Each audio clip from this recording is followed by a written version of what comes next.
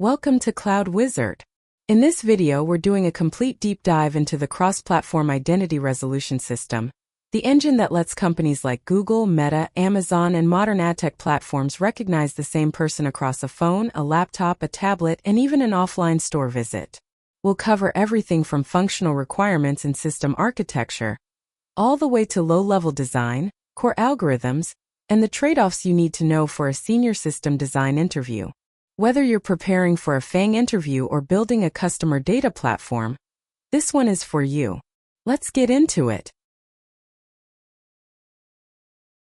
Welcome to Cloud Wizard. In this video, we're doing a complete deep dive into the cross-platform identity resolution system, the engine that lets companies like Google, Meta, Amazon, and modern adtech platforms recognize the same person across a phone, a laptop, a tablet, a connected TV, and even an offline store visit.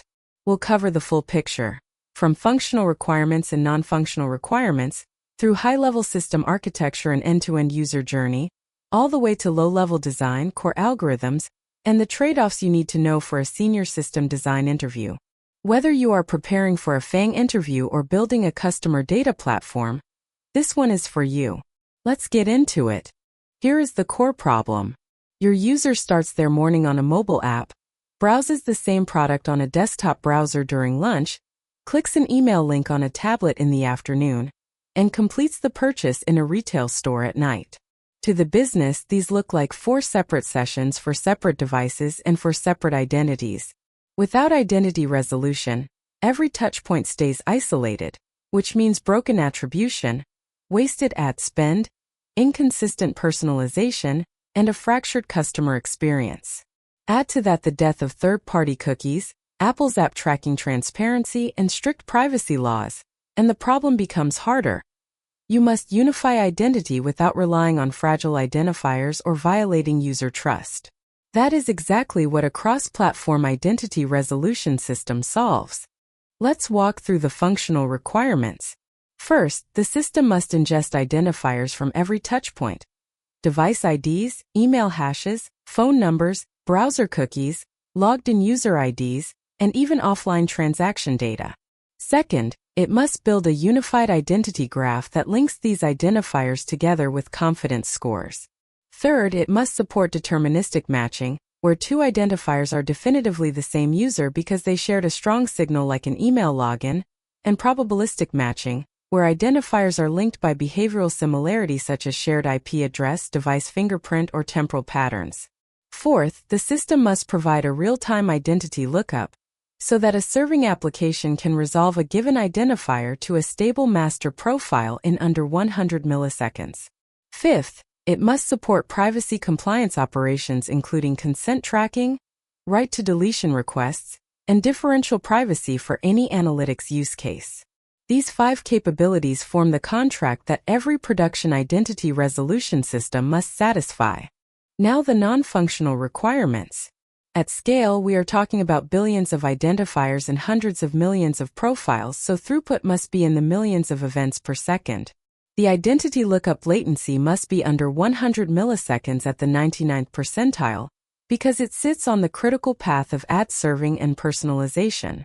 The identity graph must be durable with at least 6 nines of data durability, because losing a link can corrupt attribution and revenue permanently. Accuracy matters. A false match rate above 1% can destroy trust and create privacy incidents, while a missed match rate above 5% wastes budget and customer experience. The system must be available at 3 nines or better and must comply with GDPR, CCPA, and other regional privacy laws. Finally, cost per billion resolved identifiers must be low because this is a high-volume, low-margin data pipeline. Here is the high-level system architecture. On the left, clients and data sources send identifiers through a load balancer and an API gateway, which validates tokens, rate limits, and forwards events to a high-throughput ingestion layer like Kafka. From Kafka, 2 paths emerge.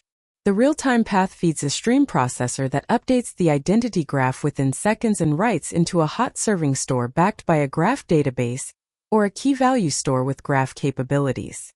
The batch path runs a nightly or hourly graph builder that performs global clustering, transitive closure, and confidence scoring across the full dataset, then publishes the merged graph back to the serving layer. A separate profile store keeps stable master profile attributes. A compliance service listens for deletion and consent change events and propagates them through the graph. Finally, analytics and machine learning consumers read anonymized graph snapshots for modeling and reporting. The key metrics you should memorize cold. Match rate. What percentage of incoming identifiers can be linked to a known profile? Graph depth. The average number of identifiers per master profile. Lookup latency at P50, P95, and P99. Freshness. The time from a new identifier event to the updated graph being queryable. Identity accuracy. Usually measured as precision, recall, and F1 score against a labeled golden set. And cost per million identity lookups. These metrics tell the interviewer that you understand this system is not just a graph. It is a latency-sensitive, high-scale serving system that is judged on accuracy and trust. Let's trace the end-to-end user journey. Alice installs a shopping app on her phone and signs up with her email. The app sends a deterministic link to the identity resolution service. Email hash plus device ID plus app install ID. The system creates a master profile and adds the 3 identifiers to the graph. Later, Alice visits the website on her laptop and logs in with the same email. The browser cookie is now deterministically linked to the same master profile. The next day, she clicks a promotional email on her tablet. The email click URL carries a hashed identifier that also maps to the profile. Finally, she walks into a physical store, makes a purchase, and the point-of-sale system uploads a transaction linked to her loyalty email. The identity graph now contains a phone, a laptop, a tablet, and an offline purchase under one unified profile. When she opens the app again, the recommendation engine can serve her a personalized offer based on the full cross-channel journey. The core models and algorithms. Deterministic matching uses exact match rules. If 2 identifiers share a strong stable signal like a verified email, a phone number, or a login user ID, they belong to the same profile. Probabilistic matching uses features like shared IP address, device fingerprint similarity, temporal co-occurrence, and geolocation to compute a confidence score. To handle transitivity, we use a union find or connected components algorithm. If A is linked to B and B is linked to C, then A, B, and C are part of the same cluster. For storage efficiency, Bloom filters help test whether an identifier might be in a cluster before doing an expensive database lookup. For privacy-safe analytics, we may apply k-anonymity or differential privacy to the graph before exposing it to downstream teams. The key trade-off is precision versus recall. Deterministic matching is high precision but low coverage. Probabilistic matching increases coverage but introduces false positives, so production systems combine both. Now the low-level design deep dive. The identity graph is stored as 2 tables. An entity table keyed by stable profile ID with attributes like encrypted email, consent flags, and creation time, and an edge table keyed by identifier with the confidence score and link type.